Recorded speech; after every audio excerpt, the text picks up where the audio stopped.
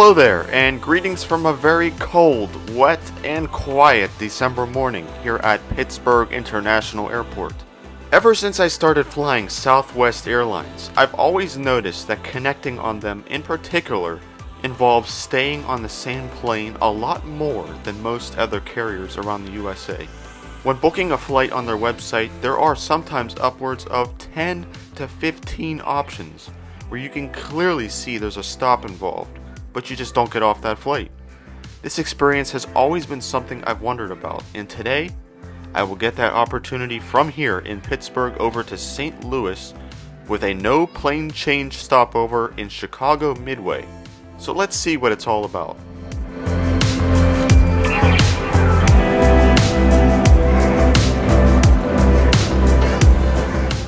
After a quick check-in process, it was time to head down to security, which at this airport is empty, more times than it's full unfortunately. Following the checkpoint, PIT has two underground people movers that connect this landside terminal to the airside terminal. The airport was originally built in 1992 and designed to be a US Airways hub, hence why the two buildings are separate from each other to allow for easy connections within concourses A, B, C, and D, shaped like an X.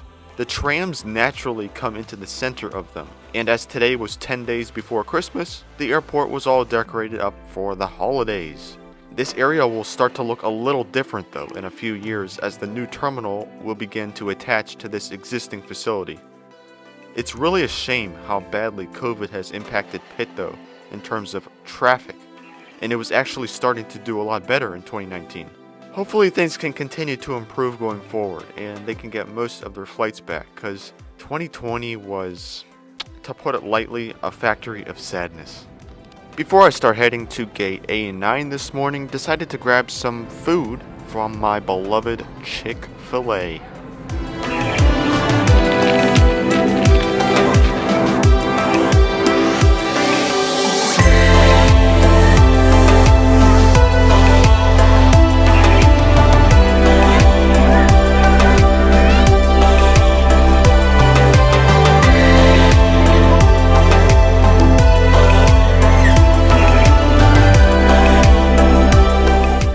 As I got to my gate, the jet I'd be riding today for two flights came into view.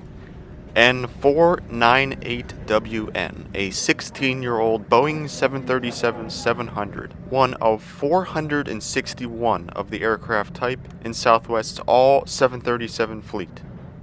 This airline has always been an outlier in the US with pretty much everything they do. The fleet being one of them, but also the fact that their planes don't have more than one class on board. There's no assigned seating. Boarding is done by lining up next to numbered poles. They allow 2 free check bags for every passenger. Their employees are some of the friendliest and funniest in the skies, and their fares are low. Or at least they used to be. They were the original low-cost carrier, but if you check their prices nowadays, there's not much difference to legacy prices. Yeah. Hello. Thank you. Hi. Good morning. Thank you. Thanks. The first flight over to Midway this morning won't be that full, so we started boarding pretty close to the departure time. The nice thing about an empty-ish plane is no overcrowding and therefore waiting in the jet bridge. Morning. Like I mentioned, all Southwest planes have all economy class cabins, so every one of these 143 seats on board today are the same, minus the emergency exit rows and first row seats that have more legroom. The color of the seats vary per plane, but this all blue product is most common. It's not Southwest's newest or best, but it certainly isn't bad at all. And I chose 17F for this leg as it was right behind the wing. The majority of these seats have a pitch of 31 inches, which is very good for a domestic, low-cost, in quotations, airline. 6-foot me always has plenty of space. Ahead and below is where you can find the safety card, which is located in a fairly small seat back pocket. It is small, but at least it's wholesome and not a few straps. Up top is nothing, as Southwest has yet to include PTVs on their planes, or USBs and universal power outlets for that matter. The seats on this 737-700 are very standard, so not tons of comfort, but at least it's not a Frontier bench either. And unfortunately, as these are Southwest's older seats, there are no adjustable headrests. Armrests on the seats are in the middle in terms of size, and as usual, they do have a recline button on one side, which gives a couple inches of relief for anyone's stiff back. There's a little snow outside. We're going to go and get the airplane cleaned off and protected before we take off. Should only take a few minutes. Still expected an on-time arrival in Chicago.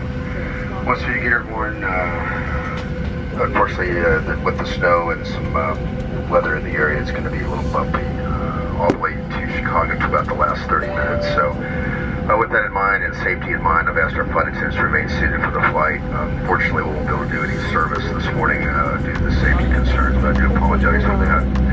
The good news is it's only an hour and 10 minutes over to Chicago. We'll get you there quickly and safely. So yeah, we'll have to head over to the de-icing pad before takeoff today, as the cold rain turned to some snow, and there's a little build-up on the wing. But that's Pittsburgh for you.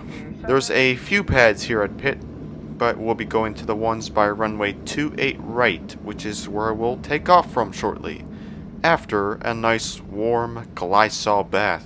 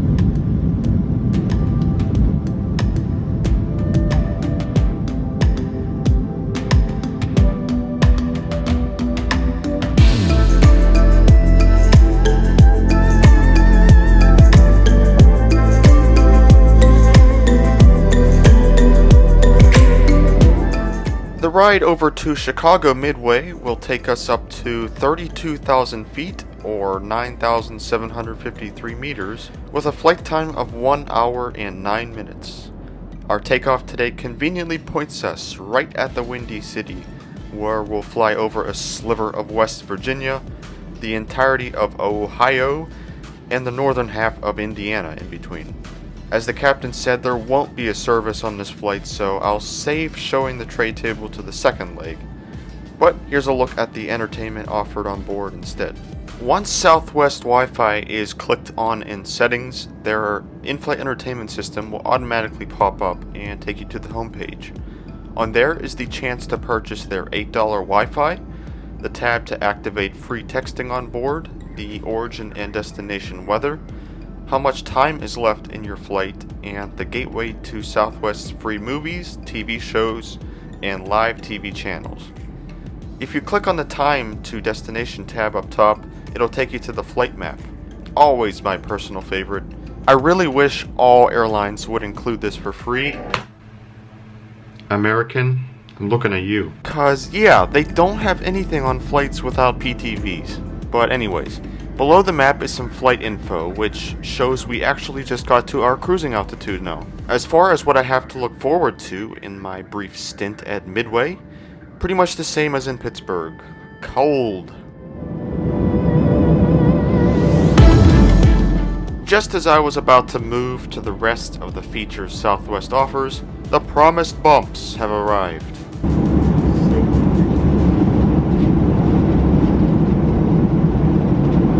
I'll save showing everything else for the next flight. For now, time for me to enjoy some of these gorgeous morning views of the Midwest.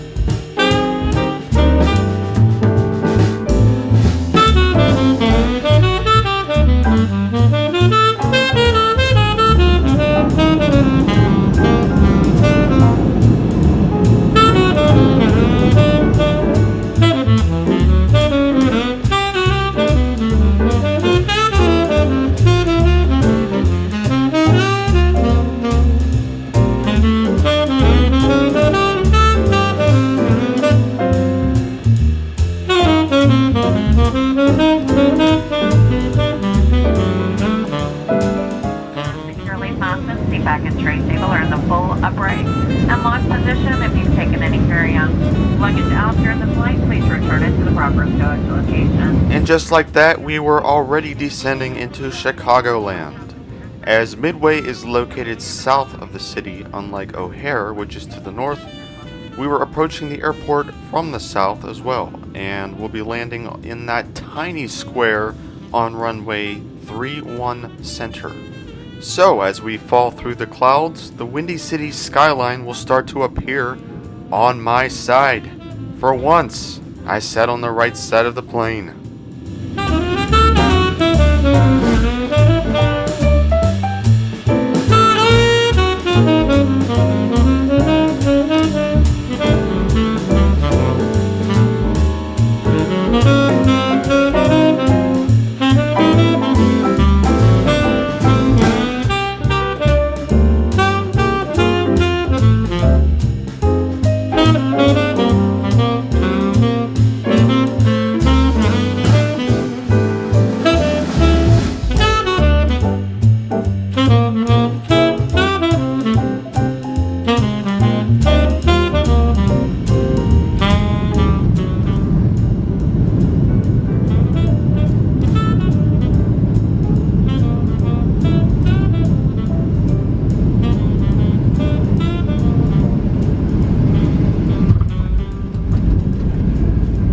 Touch down. You will always know you've made it to Chicago Midway, as these runways are very short.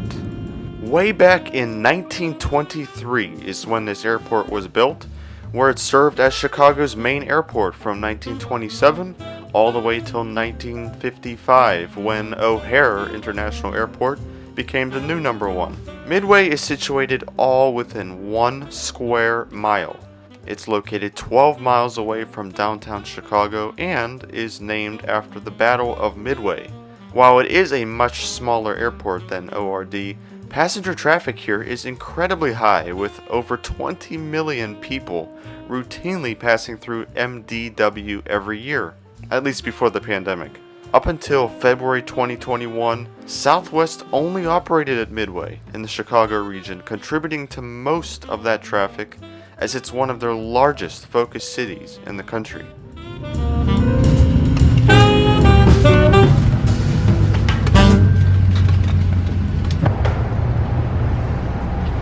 Are you going to St. Louis? Yeah. Okay. So, this is the part of the video where I now diverge from my normal path, and is where I see what the no plane change experience is like. Once we came to the gate, flight attendants instructed the passengers who were continuing to St. Louis to remain on board till the rest deplaned. When everybody was off, they did a head count to see all us through passengers were still on board, which happened to be only me and one other guy. Then the time is ours. We could either stay on the plane and wait, or ask to go inside the terminal for a bit, which I obviously had to do. We also had the freedom to change seats and leave our stuff on the plane. Check those 2 boxes off as well.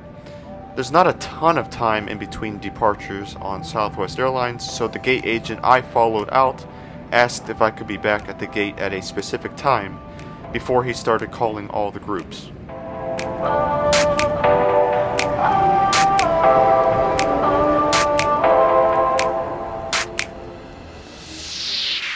Just for some clarity, we arrived into Midway this morning in the worst part of this airport, gate A4B, which is way out in left field.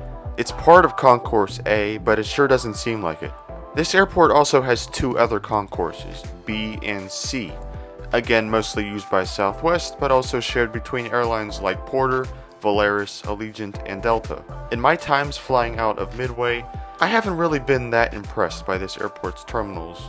They serve their purpose in general, and I think Midway offers a much smoother experience with less hassle over O'Hare, but the larger airport to the north is without question so much better in terms of architecture. It's obviously got some rough spots as well, but there's just something about walking down the K and H gates, or that underground tunnel of lights in Terminal 1, that puts it over Midway, in my opinion. After I grabbed a drink from one of the shops, I then headed all the way back to my lonely gate, where after people with disabilities boarded, it was my turn. If you do come across a connection like this in the future and try this exact thing I just did, be sure to arrive back on time, as through passengers like myself have priority over the new folks. Otherwise, you'll just have to board with everyone else, and that'll be that. And when boarding, all you do is show your original boarding pass to the agent, who more often than not wrote your name down when you came off before. Like the Pittsburgh leg, this will also be a very light flight, so boarding didn't take long at all after us through passengers hopped back on. As I said before, decided to move up to the front for this St. Louis leg, now seated in 2F, specifically for that sweet engine view. Something I forgot to mention on Flight 1, overhead controls are of the classic variety, which in turn means the overhead bins are of the smaller variety. Only Southwest's Maxes and some of their 737-800s have the larger bins, updated controls, and mood lighting throughout the cabin, which may or may not be shown in the very next video. Okay, I'm just closing the main window. This is Southwest phone call. All night traffic device. When you place airplane calls.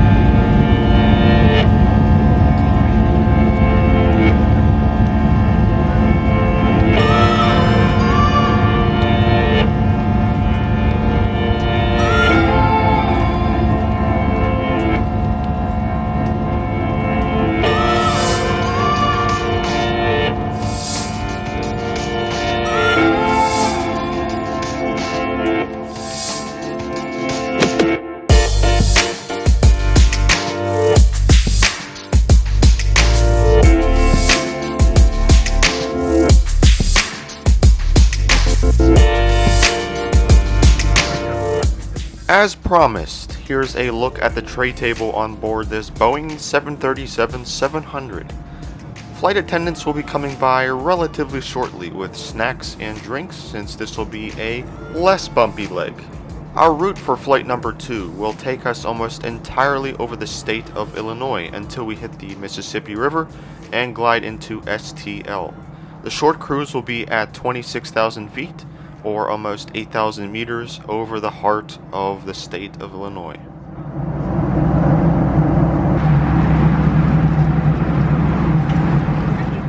Another unique thing about Southwest is they don't come through the cabin with any carts.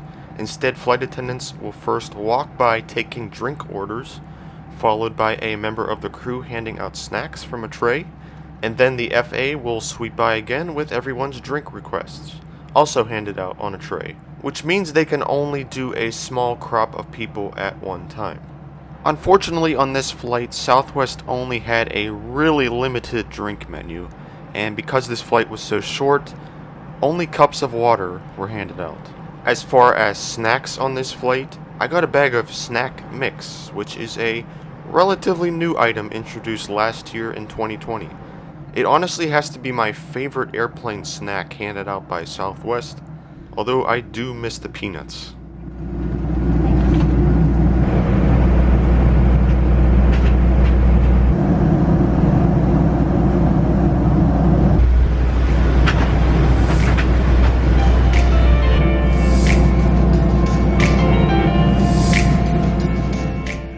Flight time down to St. Louis from Chicago is only 50 minutes, so we are already about to begin our initial descent. If it's a beautiful day like it is here over the Midwest, it goes by even faster. At least for me, my eyes are always glued to the window. Weather in St. Louis is slightly milder than in Chicago or Pittsburgh, but now to keep my second promise, time for a look at the rest of Southwest's features. First off, there is a menu on here which shows the 4 drink options Southwest offers. Nowadays, it's still the same with only hot tea and coffee added. Free texting is available to all on iMessage or Messenger. And now for the movies. I always find there's a sufficient list on here which most of the time consists of around 50 in total. On this flight, 52. As we were in the full holiday swing at the time, lots of Christmas and winter movies were up to watch. Southwest also provides 17 live TV channels, ranging from news stations to sports channels and even the Disney Channel. TV shows are available as well, including Netflix shows like Fuller House, and lastly there are several podcasts and music playlists. So even on Southwest's longest flights across the US, I definitely think there's enough here for everyone.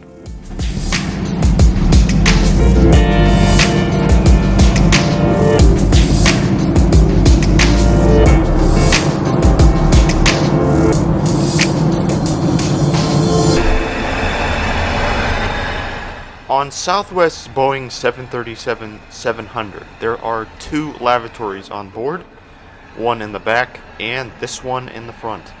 The aircraft I'm on today isn't one of their older 737s, but it's still showing some natural wear and tear here and there.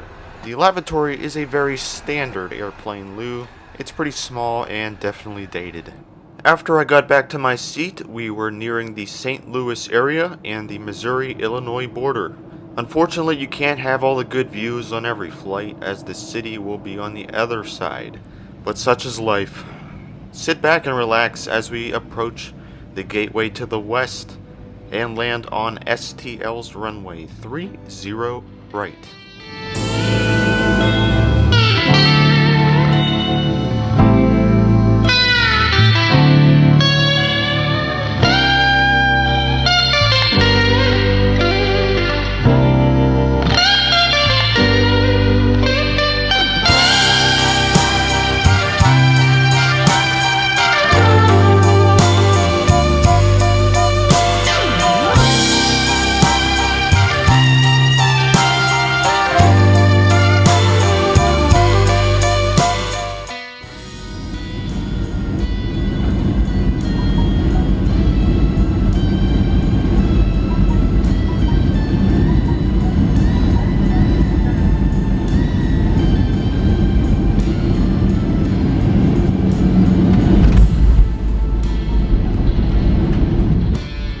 Greetings, St. Louis.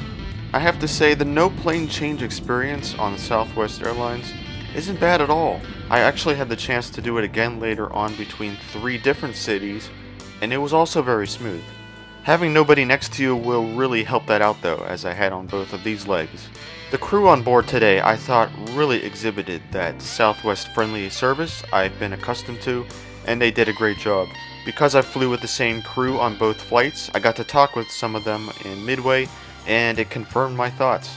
As far as the aircraft, obviously it's not Southwest's best plane or hard product, but I didn't mind it. These 737-700s are best for short hour flights like these. They also kind of give off that old school Southwest vibe inside the cabin, which is really cool.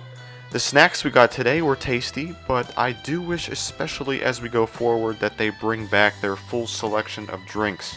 But other than that, really easy and fun experience with a quick stopover in the Windy City. If it's cheaper than non-stop, and you can spare some extra time, give the no plane change connection a go. I think it's worth it.